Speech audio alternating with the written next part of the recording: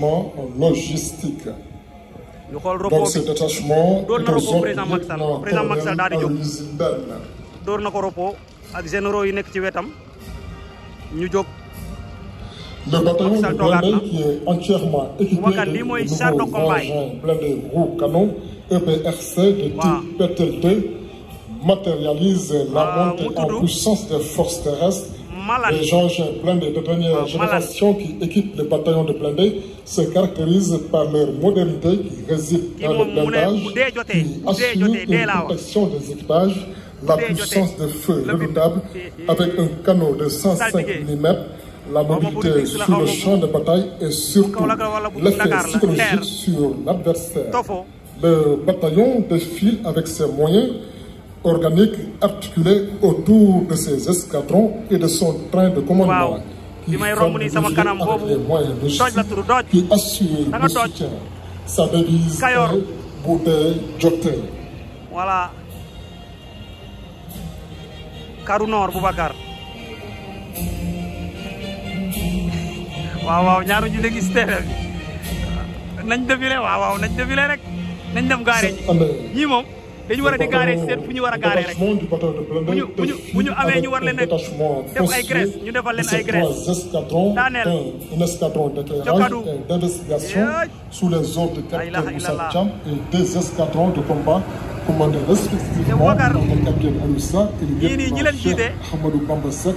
ñooñu logistique ñooñu duñu sax caaxaan xam nga le message il est important dans le contexte. Avec ses moyens organiques, il faudrait que ñu autour de ces escadrons ñu peut-être revenir tuuti ci liggéey sérieux mooy le défilé de ces moyens de l'armée xam nga lan la signifier dafa signifier que c'est un contexte géopolitique international tendu.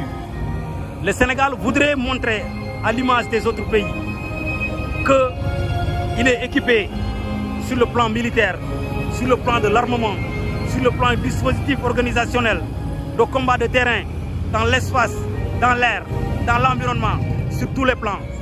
Parce que imaginez, comme nous l'avons dit, tout le monde entier peut s'étendre à travers la télévision nationale. Mais à travers nous, nous avons donc c'est occasion là nga wone li nga xamante ne nii moom nga yor pour yeneen réew yëpp bàyyi la xel léegi nag ñi ñëw nag ñoom ñooy ñoo xamante ne nii soo demee ci ñax yi ci àll ba parfois mu nga ñëw nga romb sa oto mu gaare te doo ko gis parce que ni mu organisé wala mi ngi mel ni oto bi dafay niroo ak ñax bi xam nga dañ ne boo bëggee jàpp golo ci ñax il faut nga mel ni moom. Parce que bu fekkente ni dafa am lu mu lay identifier rek dafay daw donc lii dafay wone ñoom oto yoo xam ne dañ koy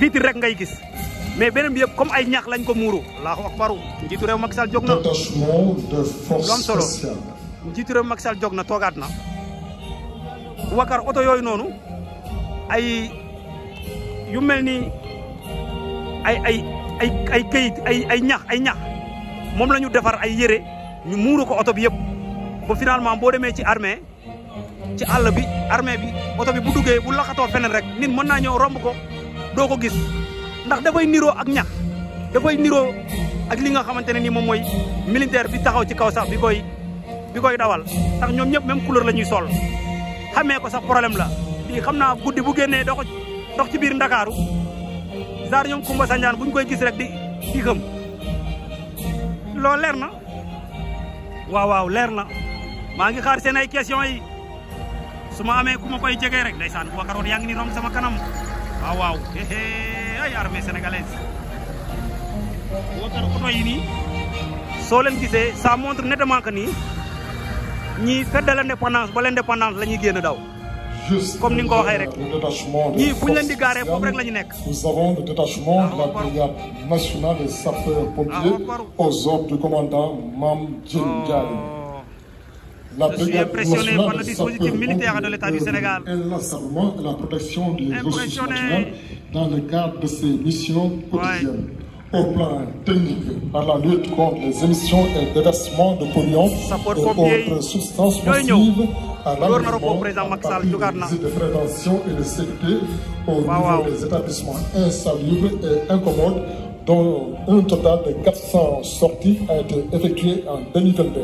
Au plan tactique, par la préservation des écosystèmes à partir de la lutte contre les feux de brousse, préservation du tapis herbacé et de forêt avec 789 interventions effectuées en 2022, l'intervention de la Brigade nationale des sapeurs-pompiers lors de gigantesques incendies au ranch de Doli en 2017 demeure encore dans les mémoires. En outre, dans le cadre de la protection de l'environnement marin, en coordination avec la ASMAR, la brigade participe au plan pollution maritime par la lutte contre les pollutions marines et côtières, préservant ainsi les ressources en milieu marin, la création depuis 2012 de la compagnie radiologique, biologique et chimique offre à la brigade nationale des sapeurs-pompiers de nouvelles capacités d'intervention en la matière. En définitive, la Brigade nationale des sapeurs-pompiers demeure un acteur majeur et une partie prenante à tout ce qui est en rapport avec la préservation des ressources naturelles à travers ses missions et tâches quotidiennes ainsi qu'avec l'engagement de ses personnels fidèles à sa devise « Sauver ou périr ». Le détachement motorisé de la Brigade nationale des sapeurs-pompiers est composé de 57 véhicules et engins dont 7 motos d'intervention rapide. Depuis 2012, date de sa transformation, la Brigade nationale des sapeurs-pompiers a entamé une montée en puissance au plan du maillage du territoire national et surtout de ses équipements. En effet, sur 460 véhicules et engins, plus de 200 ont été acquis à partir de 2012 et qui ont ainsi permis le renforcement du maillage du territoire national avec une vingtaine de casernes, la création de nouvelles unités spécialisées, le rapprochement des secours aux populations et la célérité dans le traitement des sollicitations des populations.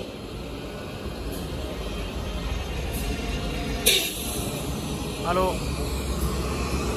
Allô? Oui, Wagar? Oui? Hein? Hein? Oui. Boubacar maa ngi la doon bàyyi sànq nga nekk en direct ak le chargé de la cérémonie maître de conférence bi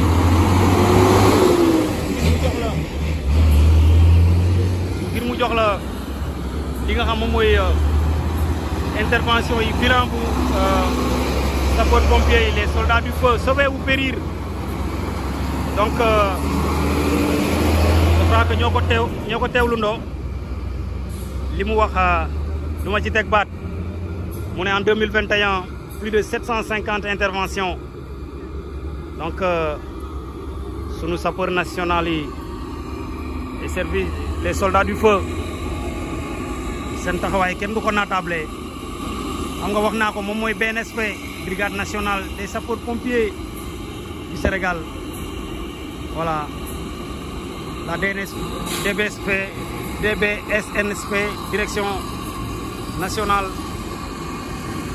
la brigade des sapeurs-pompiers ñoom ñooy défilé noonu seen oto yoo xam ni intervention rapide bu lakk-lakk daan am wala bu accident yu métti daan am ñi intervenir ci anam du rafet du professionnel ils sont très professionnels les soldats du feu ñoom du ñu buntu xatal benn du ñu jaani kenn du ñu wax kenn koo xam ni dafa nekk ci métit di ko wax kàddu yoo xam ne da koy gën a compliquer situation bi et puis ñi chargé contrôle allô voilà ñi chargé contrôle de l'environnement tamit moo xam ne intervention bu accident amee ci géej ñoom ñooy romb sama kanam nii ak seen chaloupe yi waaw chaloupe yi boo demee ci camp militaire bu ñuy wax 23e Bima bu dende ak cimetière ba nga xamante ne nii moom mooy le cimetière de Bel-Air où repose juste derrière la le brigade feu son nationale excellence des sapeurs-pompiers. le président Nous apercevons le de la détachement de République la Léopold police Sédar Senghor nationale. soo fa demee nga gis chaloupe yi ci biir camp bi xam naa si as tuuti ndax dama fay faral di dem waaw waaw ma ne réew mi mun nga wax lu bëri nekk ci erreur waaye pour nga xam fu bëri faaw nga yëngu tamit waaw waaw Cheikh waaw directeur bi ñëw na maa ngi lay fay Motocycliste, Delloo le ziar, détachement de la directeur. police nationale est aux ordres du capitaine Mouhamadou Waaw. Diop. aha waaw waaw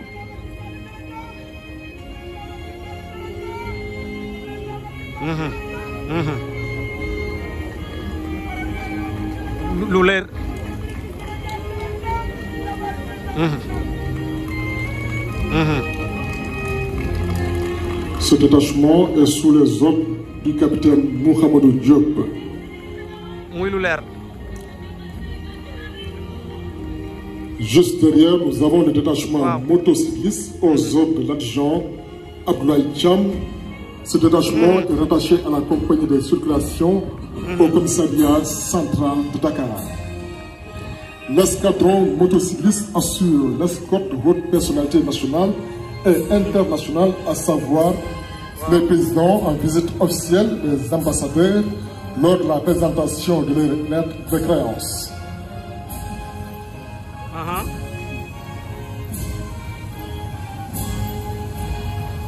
waaw waaw waaw waaw ci Place maintenant au détachement terre, de la direction de la sécurité publique de magnitude sous les ordres de l'adjudant 7,9 Tcherno Diop. 7,8 waaw Lieutenant Tcherno Diop. Les Toyota Hilux et Iveco sont engagés dans les opérations de maintien et rétablissement de l'ordre public ainsi que des missions de sécurité publique dans les commissariats de police. aha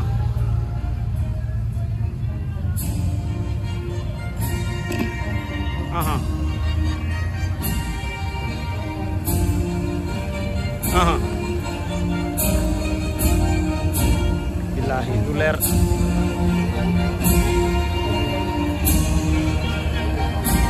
bien sûr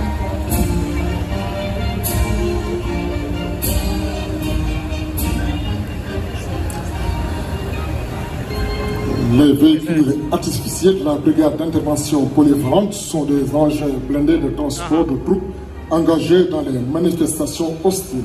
Il faut ajouter que, soucieuse de l'environnement, la police s'est dotée de véhicules hybrides qui utilisent deux sources d'énergie, le carburant et le gaz. Les émissions de CO2 sont ainsi réduites avec ce type de voiture. Le détachement de la direction du groupement mobile d'intervention est aux ordres de l'adjudant lieutenant Ismaël Lassis. ah ouais Ce détachement est composé de véhicules de patrouille et de sécurisation, ainsi que l'escadron blindé composé de véhicules d'intervention et de dégagement, communément appelé Dragon. aha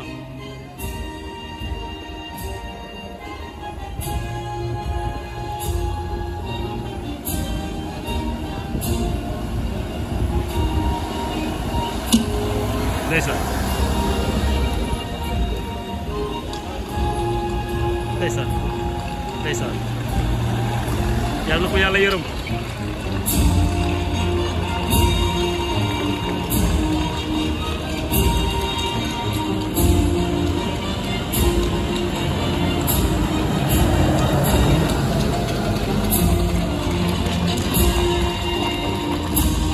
waaw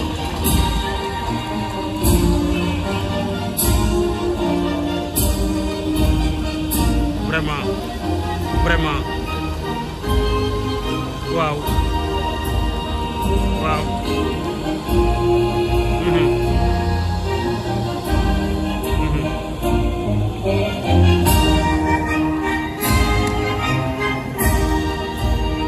aha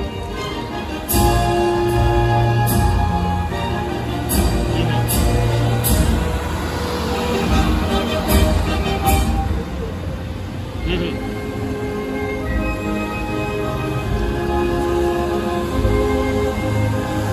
mhm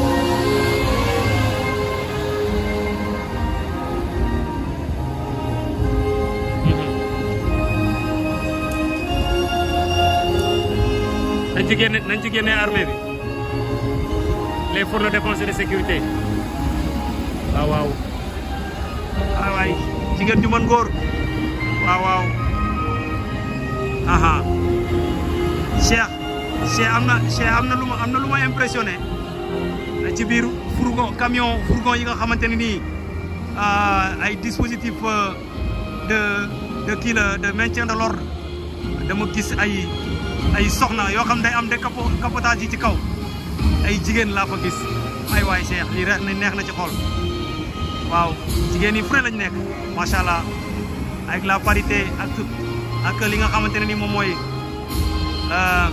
la mondialisation soxna yi fu ne fépp lañ nekk waaw.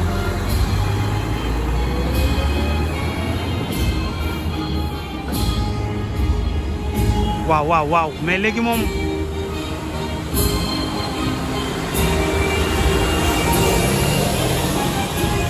mooy loolu léegi waaw léegi c'est auto GMI yu weex yi waa d'intervention ñooy jàll sama kanam nii jàkkaarloog ñoom maa ngi nii jàkkaarloog président de la république xëy na tey dina ma nuyu tey Boubacar bu ma reetaan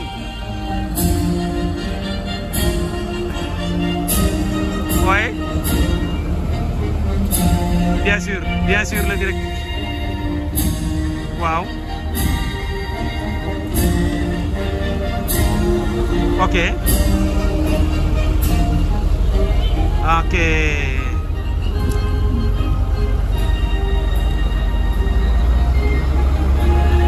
Ah bon? Place maintenant au détachement de la direction générale de l'administration pénitentiaire aux ordres du capitaine Pathé Kane.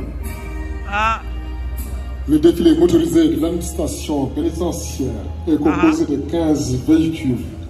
Pour le transport des détenus, la direction générale de l'administration dispose des véhicules Land Cruiser avec cabine fermée, des bus sécurisés, des pick-up. Elle dispose également d'une unité spéciale appelée brigade canine composée de chiens de police et de drogue pour appuyer les agents dans le renforcement de la sécurité et dans la lutte contre l'introduction de substances illicites dans les établissements pénitentiaires. En vue d'améliorer les conditions de détention, l'administration pénitentiaire a acquis des camions citernes et des hydrocureurs pour faciliter l'alimentation en eau et régler la problématique des fosses septiques. Bàyyi xel d'accord DG di la jaajëfal yow mi ñu jox temps d'antenne bi nga bàyyi engagement yu bëri may ñu jox auditeurs yi li nga xamante ne ni moom mooy la fête nationale te ñu toog seen kër mën ko déglu nekk ci seen oto mën ko déglu ñu mën ci indi sunu expertise as tuuti di wone li nga xamante ne ni moom moo nekk ci terrain bi ndax lu am solo terrain li nga xamante ne ni moom nga fay jëlee mooy li nga gis nga wax ko nga jottali ko fidèlement sans en déformer way service administration pénitentiaire ak seen xaj yi waaw administration pénitentiaire ñoom ñooy défilé nii ñii ñooy jël ñi nga xamante ne nii voilà dañu war a dem ndungu siin ñaanuñu ko kenn waaw ñii ñooy accompagner on a vu service cynophile tamit waaw. Excellence, honorables invités, mesdames, messieurs. Nous entamons le défilé des écoles militaires et paramilitaires animé par la clique du Britannique militaire Charles Thiororé de Saint-Louis.